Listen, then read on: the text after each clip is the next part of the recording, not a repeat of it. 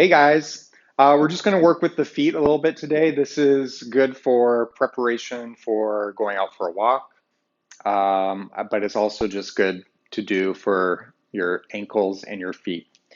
So just have your feet flat on the floor, slightly in front of your knees. So you don't want them like disappeared under your knees behind you. You want them right out in front so that if you're sitting up nice and tall and you just glance down with your eyes a little bit, maybe nodding the chin just a little bit, you can see your toes hanging out in front of your knees, okay? If you can't see them, your feet are a little too far back for this. So we want them out slightly in front. And then just some awareness here.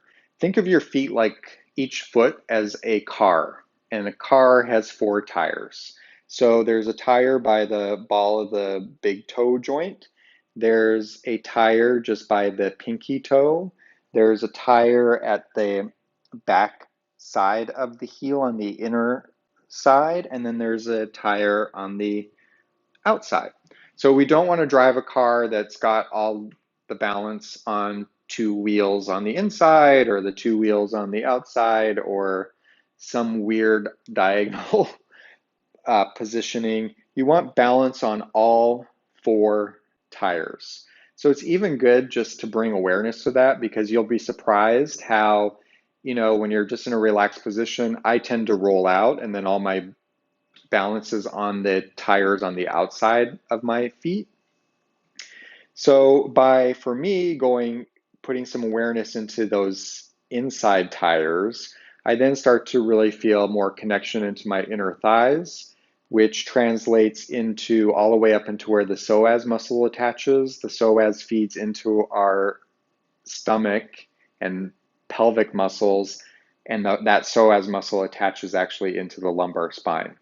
So it actually is right there awareness of bringing in up to the abdominals. So some people might have the other problem where your tires are naturally falling on the inside, and then you have to bring awareness to bring some attention to the outside, and that's going to wrap and engage more into the outer legs, into your glute muscles, and you'll kind of start feeling that connection all the way up into the outside of your hips. Okay? Some people are like, "What are you talking about, Gordon?" I'm totally fine. But those are things to just be aware of. So from there, making sure you're nice and balanced and aligned, and your feet are really splayed and flat into the floor, balanced on all four tires. You're just going to lift your toes and the ball of the foot up, and then lower it down, trying to hit the ball of the foot first, and then spread those toes down into the floor, finding all 4 points again. And then lift the toes, lift the ball of the foot, then lower the ball of the foot and spread the toes long. And again, lifting the toes. We call this, I'm going to call this flaring. As you lift the toes, kind of spread them as much as you can, like they're just fanning out. And then making sure that now your tires are at the ball of the pinky toe, the ball of the big toe, and your two back ankles, inside and outside. So the toes are flared up and you're finding the balance there. Did you kind of roll inside? Did you roll outside? Did you stay where you needed to be? Just being aware. And now lifting the ball of the foot up, lowering the ball of the foot down, find those two tires, the pinky ball and the big toe ball, and then lower those toes. Try to keep them long and relaxed. They'll tend to want to do things like clench, or do weird things. Try to let them like release down and out towards me. Okay? One more time, lifting the toes, fanning them if you can while maintaining your four tire points. Then lift the ball of the toes, lower the ball, and then lower the toes. Okay, now we're going to go to the ankles. So we're going to lift the heels. Make sure, now we're like doing a nice crease in the toes. Make sure the pinky toe and the ball of the big toe and the big toe all have their tire points, and then lower down. This is where you may need to glance down at your ankles. What are you doing there with those ankles? Because one might be, if you're looking at the screen, it'll look like my right foot, but it's actually my left. I'm rolling my ankle out, even though if I was up here, it looks like, oh, my knees pointing forward, my toes look like they're pointing forward. But look what's happening here. There's a big break. It's the ankle's bone is pushing out to that side. So you need to bring awareness of all the mobility we have in the ankle and sometimes how we kind of maneuver our ankles in weird ways, maybe to avoid pain or maybe from an old injury where we did have to avoid pain. It just kind of got caught in a pattern. So now's the time, if you're not in that pain, to kind of revisit and explore why that patterning might be happening. So just lifting and lowering the heels, taking note. Where am I feeling like I might want to be rolling out or rolling in? What's going on? You want to imagine that each foot is in a hallway and there's walls on either side. So as you lift an ankle up, it can't push through the walls. So you have to create imaginary walls, kind of use your eyes to monitor that, and just make sure you have a clear understanding of where neutral position through this motion is. So now we're going to go into a little ankle rolling. So you're going to lift the ankles up. Now we're going to do what I just spent all that time talking about not doing. You're going to push the heels out to the side and lower them down, sweep them across the floor and lift them up on that side, come back to center. We're going down to the floor, sweeping across, up and center, and down and sweep, up and center. A good challenge here is to try to keep the knees really pointing forward. We're really trying to isolate the ankles. Last one here. And then we'll reverse. So ankles pushing out, lowering down, sweeping across and up. I'm going to do it the wrong way with my knees for the next one and up. So we don't want to be doing big knee circles. So try to keep the knees pointing straight forward and up, two more, over, down, sweep across and up, over, down, sweep across and up.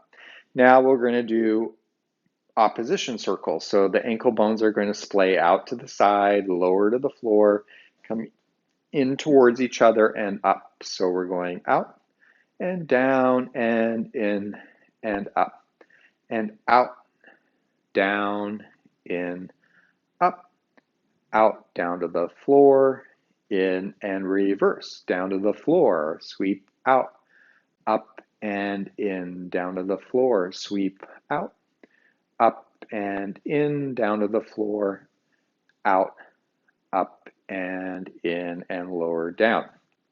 Now you're going to scrunch your feet up. If you have a towel, a hand towel or something, it's kind of fun to put on the floor.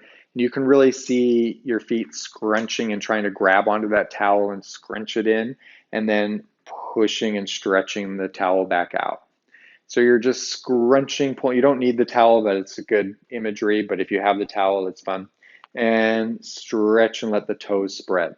So we're almost like cupping the feet, creating a suction cup dome, big tunnels under the arches of the feet. And then we're pushing back down, spreading those toes out. Toes can even lift a little bit if you want.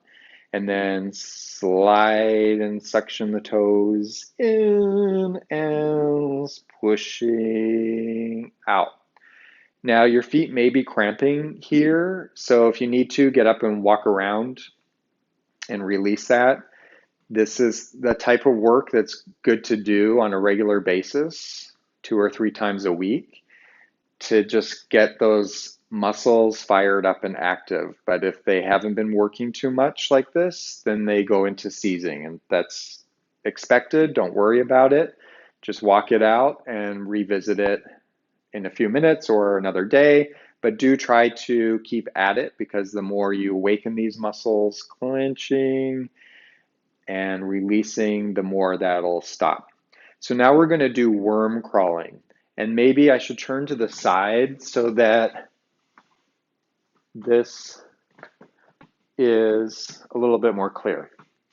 So to worm crawl, what we're going to do is we're going to start where we did before, where we lift the toes up and the ball of the foot. We're going to put the toes, we're going to curl, we're going to curl those toes up and over like they're a wave coming up and over.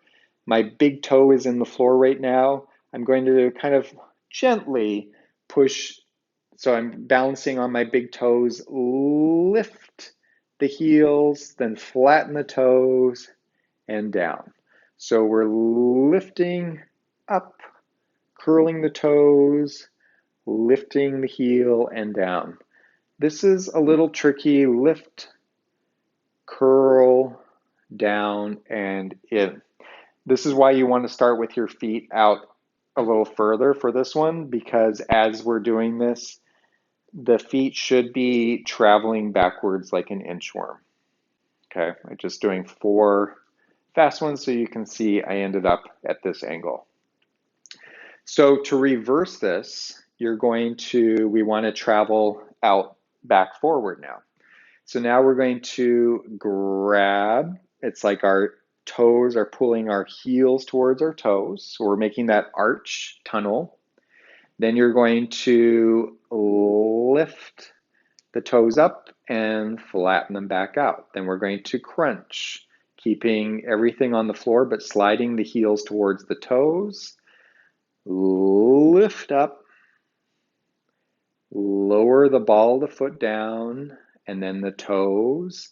Now the toes are going to curl, but it's like they're pulling your heels in towards them. So they stay on their spot on the floor, and then the heels end up sliding a little bit into them. You lift up, you flare the toes up to the ceiling, lower the ball of the foot, then lower the toes. The toes ground into where they are. They're going to slide your heel in towards them. Then the weight is into your heel. You're going to lift the foot up, keeping the heel on the floor. Spread the toes to the ceiling. Lower the ball of the foot. Remember your tire points, and down. Then to come back in, we spread the toes, flaring up. Then you lift the ball of the toe up. Then you curl up and over, plant those toes down to the floor, lift the heels off the floor, then spread the toes and down. So you're lifting the toes and up, you're curling over, lift the heels, spread the toes, lift the toes up, curl them over, keep them curled down, lift the heels, and then spread the toes. We're inchworming back. This is complicated. It may take some practice, or maybe it's not complicated and you're doing fine.